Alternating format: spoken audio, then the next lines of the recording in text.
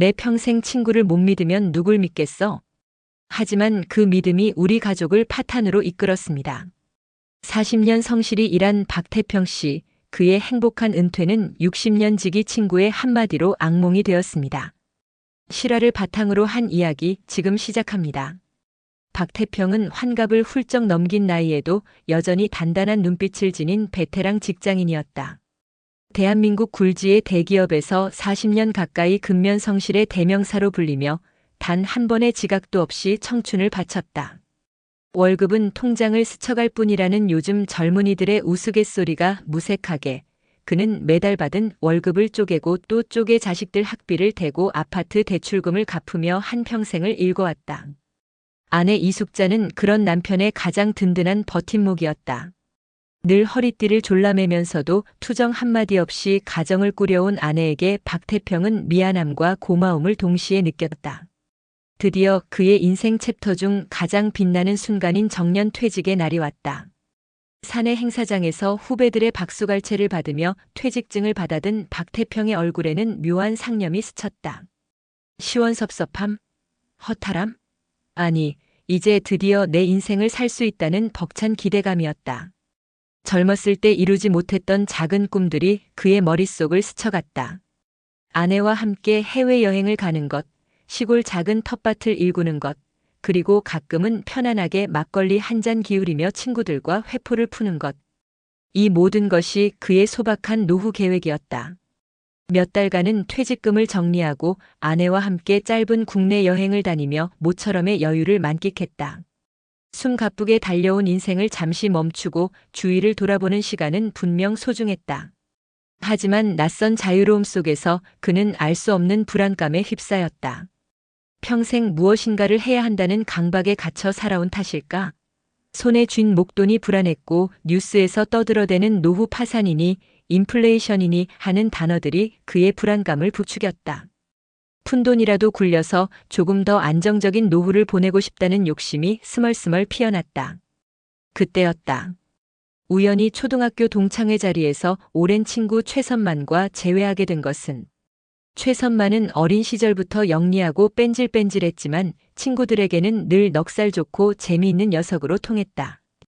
험난했던 과거를 잘 헤치고 성공한 사업가 행세를 하는 최선만의 모습은 박태평에게 신선한 충격이었다. 야, 태평아. 세월 참 빠르지 내 덕분에 내가 사람 됐다. 최선만은 술잔을 기울이며 과거 자신이 어려움에 처했을 때 박태평이 베풀었던 작은 도움을 수십 배로 부풀려 이야기하며 진심 어린 고마움을 표했다. 그의 말에 박태평은 가슴 한구석이 뭉클해졌다. 이어진 최선만의 제안은 달콤했다. 요즘 내가 정말 괜찮은 투자 상품을 발견했네. 딱 너 같은 친구에게만 살짝 귀띔해주는 건데. 원금 보장에 은행 이자 몇 배는 불릴 수 있어. 내 평생 너에게 신세 진 게 너무 많아서 이번 기회에 제대로 갚고 싶다. 최선만의 거침없는 언변과 그 어떤 의심도 들어올 틈 없는 확신에 찬 눈빛에 박태평은 서서히 흔들렸다. 순박하고 정이 많은 그의 성격상 60년 지기 친구의 은혜 갚음이라는 말은 그 어떤 논리보다 강력하게 그의 마음을 움직였다. 아내 이숙자는 여전히 불안한 기색을 내비쳤지만 박태평은 단호하게 말했다. 이 사람아, 내 평생 친구를 못 믿으면 누굴 믿겠어? 노후 자금 내가 한번 불려볼게. 결국 박태평은 아내 몰래 그리고 자신의 노후 자금 절반 이상을 최선만에게 건네고 말았다. 그의 얼굴에는 작은 희망과 함께 이제 돌이킬 수 없는 강을 건넜다는 묘한 긴장감이 교차했다. 최선만과의 투자가 시작되고 첫 몇 달 동안은 모든 것이 순조로웠다. 매달 약속된 날짜에 통장에는 꼬박꼬박 두둑한 이자가 입금되었다. 은행 이자와는 비교할 수 없는 수익이었다. 박태평의 얼굴에는 은퇴 후 처음으로 자신감이 가득 피어났다. 이숙자는 여전히 걱정을 놓지 못했지만 남편이 보여주는 통장 명세서를 보며 조금씩 안심하기 시작했다. 박태평은 최선만을 향한 굳건한 신뢰를 바탕으로 주변 지인들에게까지 투자를 권했다. 최선만은 정말 믿을 만한 친구일세. 나처럼 노후 자금 불리고 싶으면 한번 얘기해봐. 몇몇 지인들까지 그의 말을 믿고 최선만의 투자에 동참했다. 최선만은 점차 더 대담해졌다. 사업 확장을 핑계로 더 큰 투자를 유도했다. 태평아, 지금이 기회야. 돈을 부르는 타이밍이라고. 이번에만 좀 더 밀어주면 내년에 최소 2배는 불릴 수 있다. 처음엔 망설이던 박태평도 계속해서 늘어나는 수익에 눈이 멀어 그의 감언이설에 완전히 넘어갔다. 그는 예적금을 깨고 심지어 대출까지 받아가며 추가 투자를 감행했다. 주변 지인들의 돈까지 끌어모아 최선만의 사업에 쏟아부었다. 어느 날 아들 박준혁이 가족 식사 자리에서 우연히 아버지의 투자 이야기를 듣게 되었다. 평소 잔걱정 많고 현실적인 성격의 박준혁은 아버지의 이야기를 듣자마자 불길한 예감에 휩싸였다.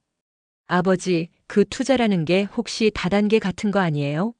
요즘 어르신들 상대로 사기치는 놈들 천지라고요. 박준혁은 언성을 높이며 아버지에게 투자 철회를 강력히 요구했다. 하지만 박태평은 아들의 말을 콧방귀도 뀌지 않았다. 이 녀석아, 내 아버지가 그렇게 바보인 줄 알아? 그리고 내 평생 친구를 못 믿으면 누굴 믿겠어? 넌 아직 세상을 덜 살아봐서 그래. 친구 간의 믿음이라는 게 어떤 건지 몰라. 완고한 아버지의 태도에 박준혁은 결국 잔소리만 늘어놓다 돌아설 수밖에 없었다. 그러나 아내 김슬기는 달랐다. 남편과 시아버지의 대화를 옆에서 듣고 있던 그녀는 직감적으로 뭔가 심상치 않음을 느꼈다. 평소 재테크 서적을 읽고 뉴스를 꼼꼼히 챙겨보던 김슬기의 눈에는 시아버지가 말하는 최선만의 투자 방식이 전형적인 유사수신 사기의 패턴과 너무나도 흡사했다. 그녀는 조용히 최선만의 이름을 인터넷에 검색해 보았지만 특별한 이상 징후는 발견되지 않았다. 하지만 그녀의 직감은 끊임없이 경고음을 보냈다. 점점 박태평의 얼굴에는 불안감이 역력했다. 최선만이 약속한 수익 입금이 지연되기 시작했기 때문이다. 최선만은 온갖 변명으로 박태평을 안심시켰다. 요즘 사업 확장에 자금이 좀 묶여서 그래. 금방 회수될 거니 걱정 마라. 박태평은 스스로를 다독였다. 그래, 친구를 못 믿으면 누굴 믿겠어. 조금만 더 기다려보자. 하지만 그의 가슴속에는 마치 서서히 침수되는 배처럼 거대한 불안의 그림자가 드리워지고 있었다. 그는 차마 가족들에게 이 사실을 털어놓을 수 없었다. 아내에게는 또다시 남편을 믿지 못한 자책감을 안기고 싶지 않았고 아들과 며느리에게는 내가 바보 같은 짓을 했다는 비난을 듣고 싶지 않았던 것이다. 그렇게 박태평은 깊은 수렁 속으로 혼자 걸어 들어가고 있었다. 수익 입금 지연이 길어지자 박태평의 불안감은 절망으로 바뀌었다.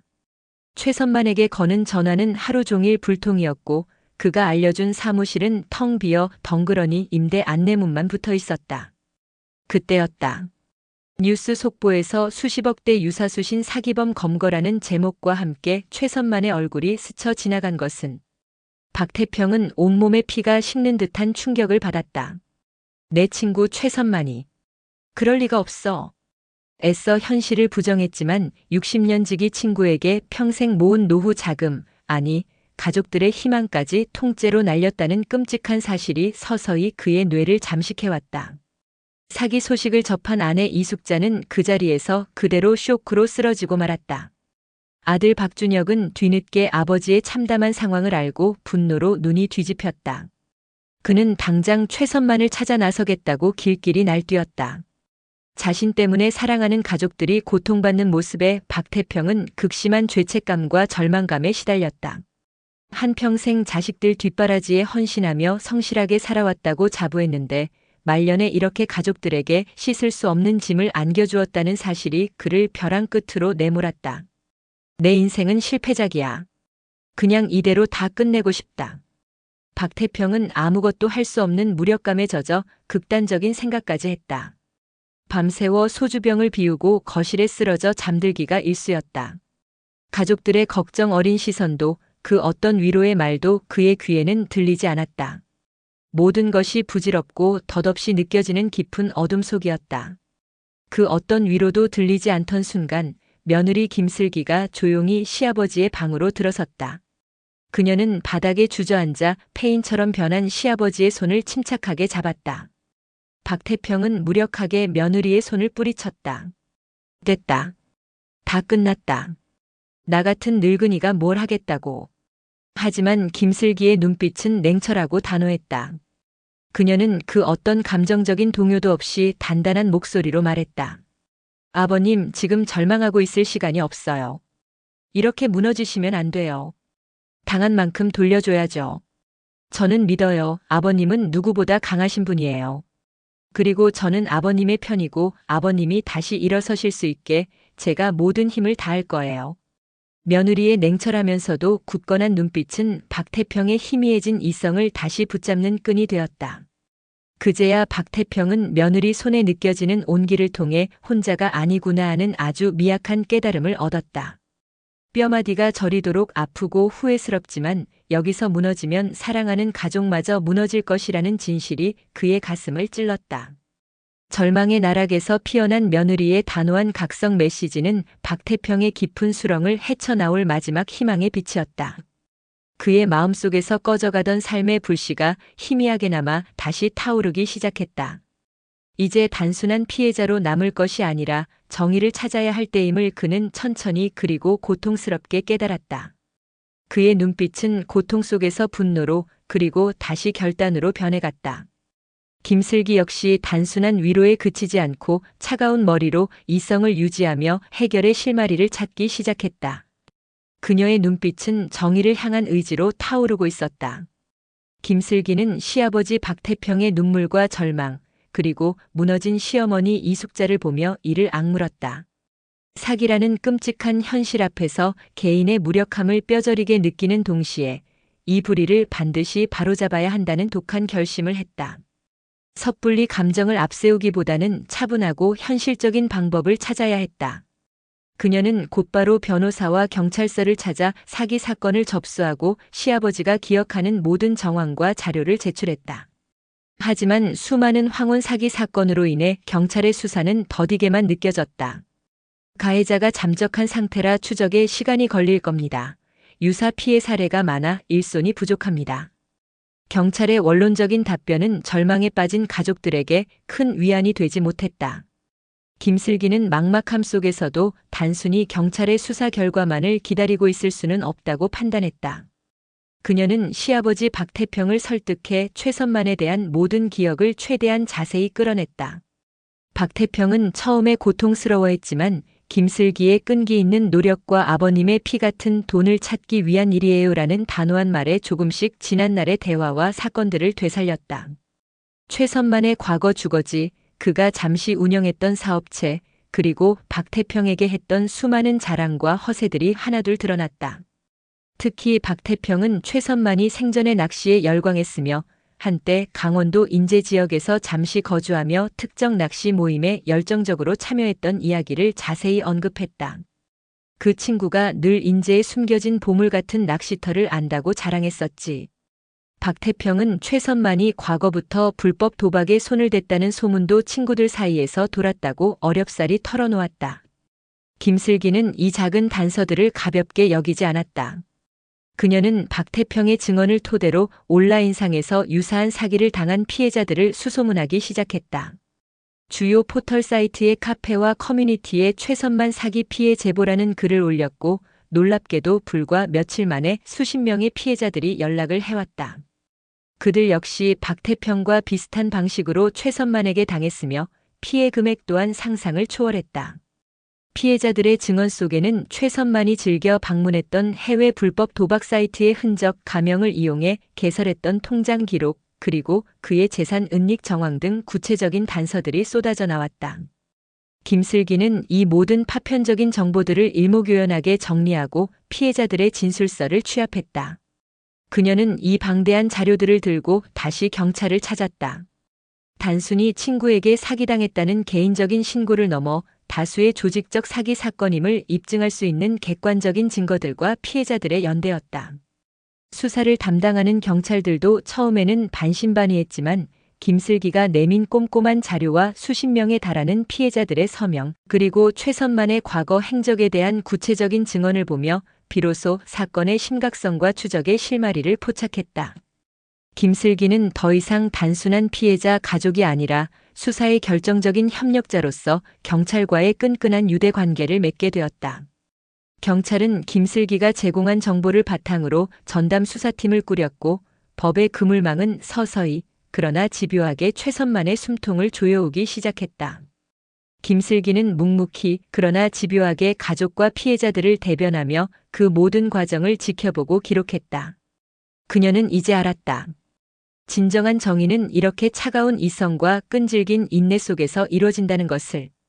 김슬기가 제공한 핵심적인 단서와 피해자들의 광범위한 연대 자료는 경찰 수사의 결정적인 전환점이 되었다. 경찰은 최선만의 과거 행적과 연결될 만한 강원도 인제 지역을 중심으로 탐문 수사를 벌이는 한편 김슬기가 취합한 증거 자료들을 바탕으로 그의 금융거래 내역과 통신 기록을 집중 분석했다. 숨어 지내면서도 돈을 쓰고 또 다른 기회를 엿보던 최선만은 결국 자신의 탐욕과 습관에서 꼬리를 잡히고 말았다. 특히 그가 즐겨하던 해외 불법 도박 사이트 접속 기록과 특정 계좌로의 꾸준한 소액 송금 내역은 그의 현재 위치를 좁히는 데 결정적인 역할을 했다. 경찰은 치밀한 수사 끝에 최선만이 수도권 외곽의 한 외진 곳에 은신하며 재산을 빼돌리려 한다는 정황을 포착했다.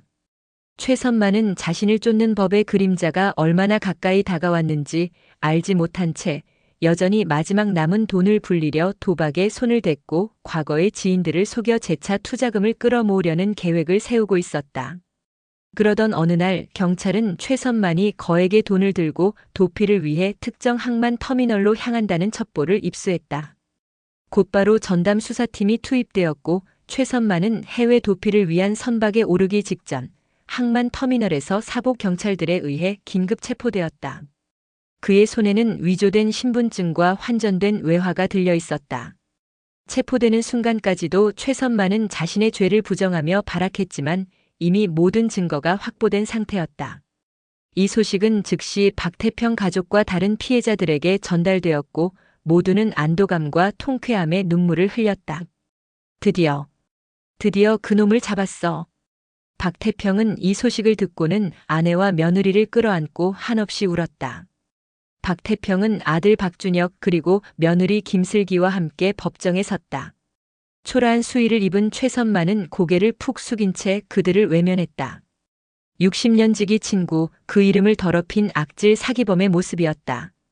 법정에서는 최선만이 벌인 사기 행각과 피해 액수 그리고 그의 과거 전과들이 낱낱이 공개되었다. 며느리 김슬기가 끈질기게 모아온 증거들과 수십 명의 피해자들이 직접 제출한 진술서들은 최선만의 악질적인 범죄 행위를 낱낱이 파헤치는 결정적인 증거가 되었다. 그는 과거에도 동창회나 동호회 등 사회적 관계를 이용해 상습적으로 사기 행각을 벌여왔던 악질 범죄자였다는 사실이 명백하게 드러났다. 박태평은 빼앗긴 노후 자금 전부를 되찾지는 못했지만 법의 심판대 위에서 철저하게 유죄가 선고되고 중형을 선고받는 모습을 지켜보며 깊은 통쾌함과 함께 마음의 평화를 얻었다. 최선만은 법적 처벌과 더불어 그의 파렴치한 행각이 언론과 온라인 커뮤니티에 상세히 공개되며 사회적으로도 철저히 매장되었다. 이는 단순히 돈을 돌려받는 것을 넘어 정의가 실현되고 불의가 응징되었음을 만천하에 알리는 강력한 사회적 단죄였다. 법정 문을 나서며 박태평은 깊게 숨을 내쉬었다. 내가 뭘 믿고 저런 놈에게. 자책감은 여전히 가슴 한구석에 남아있었지만 그의 얼굴에는 더 이상 절망이나 무력감이 없었다. 아버님 수고하셨어요. 며느리 김슬기가 따뜻한 손길로 그의 팔을 감싸 안았다. 박태평은 김슬기의 손을 잡고 뜨거운 눈물을 흘렸다. 슬기야, 너는 내 친딸보다 더 귀한 딸이다. 정말 고맙다. 이 사건을 통해 박태평은 진짜 친구와 가짜 친구를 구별하는 뼈아픈 교훈을 얻었고 순진했던 자신의 지난날을 반성했다. 그는 돈을 잃었지만 그 어떤 돈으로도 살 수 없는 가족이라는 든든한 방패를 얻은 것이다. 빼앗긴 돈은 이제 남은 삶을 긍정적인 자세로 다시 일궈낼 원동력이 되었다. 다시 활기찬 웃음을 되찾은 박태평은 자신처럼 황혼 사기를 당할 뻔한 주변 사람들에게 조언을 아끼지 않는 시니어 자문단 역할을 자처하며 새로운 삶을 개척해 나갔다. 그의 노년은 이제 빼앗긴 슬픔이 아닌 정의를 세운 승리의 역사로 그리고 가족이라는 가장 든든한 보험을 가진 희망찬 여정으로 기억될 것이다.